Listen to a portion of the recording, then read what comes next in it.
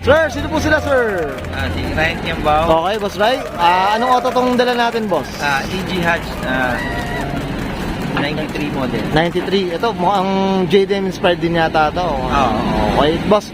Ito, syempre, shoutout tayo. Si Boss Ray ang representative nitong dito sa EG Hatch. Syempre, shoutout tayo. Sinong owner po, boss? Si Mr. Philip Plato. Yun, kay Sir Philip. Syempre, shoutout tayo dyan from Oro Culture, boss. Syempre, alam na natin kwento na ito ni Boss Ray regarding sa mga paano ito nagsimula sa pagkakotse, boss. Simulan natin, check natin interior, exterior, tsaka engine bay. Okay lang, boss? Okay po. Okay na okay, so tara, check na natin.